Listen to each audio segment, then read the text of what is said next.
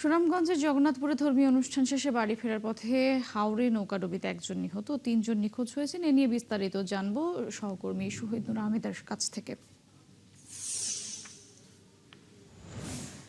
শহীদুর, নিখোঁজদের উদ্ধারে অভিযান তো চলছে, এই মুহূর্তে অভিযানের কি তৎপরতা দেখছেন? তাছাড়া স্থানীয়রা এই দুর্ঘটনার কারণ নিয়ে কি বলছে জানাবেন।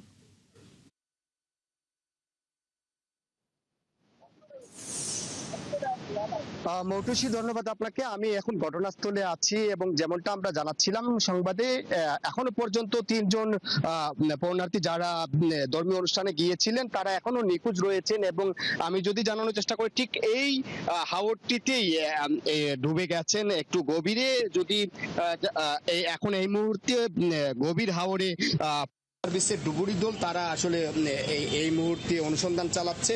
তবে এখনো পর্যন্ত আসলে এই হাওর থেকে কোনো ধরনের খবর আপডেট পাওয়া যাচ্ছে না। আমরা যতদূর জানি এখনো পর্যন্ত সুনামগঞ্জের এই যে জগন্নাথপুরের 3 জন ব্যক্তি নিখোঁজ রয়েছেন। একজন হচ্ছেন হেমেন্দ্র দেবনাথ, অধীর এবং সতীন্দ্র দেবনাথ। এই ফায়ার সার্ভিসের ডুবুরি দল আসছে, আমরা কথা বলার চেষ্টা করবো অভিযান সম্পর্কে। আপডেট কি আছে একটু বলবেন অভিযান। আসসালামু আলাইকুম।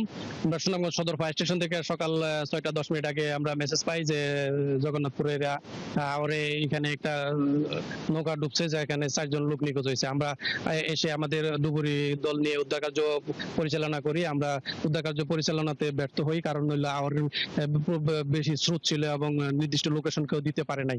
এখন পর্যন্ত কি উদ্ধারের কাজ কতটুকু আমরা সুনামগঞ্জ সদর ফায়ার স্টেশন উদ্ধার কার্য পরিচালনার পাশাপাশি আমরা সিলেট থেকে একটা ইউনিট নিয়ে আসছি, ওনাদের সাথে আমরা যৌথভাবে আমরা উদ্ধার কার্য এখনো চলমান রাখছি। তিনি যে দায়িত্বে রয়েছেন, সে ঠিক আমি যদি এই পাশটা দেখানোর চেষ্টা করি, এই হাওর পাড়ি হচ্ছে বাড়ি।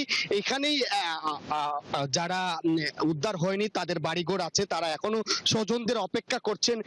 একটু যদি অভিযানের অগ্রগতি হয়, তারা জানতে চান যে আসলে তাদের স্বজনরা কেমন আছেন। এই হাওর পাড়ে এখনো পর্যন্ত আসলে একজনের মৃতদেহ আসছে এবং আমরা পরবর্তী সংবাদে হয়তো জানানোর চেষ্টা করব।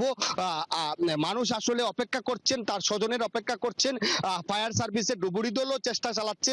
পরবর্তীতে হয়তো আমরা জানাতে পারবো তাদের সর্বশেষ অবস্থা কি। মৌটুসী, ধন্যবাদ শহীদুর, আপনি অবশ্যই খোঁজখবর রাখবেন। পরবর্তী আপডেট জানতে যুক্ত হবো আবার আপনার সঙ্গে। দর্শক, সুনামগঞ্জ থেকে যুক্ত ছিলেন শহীদুর আহমেদ।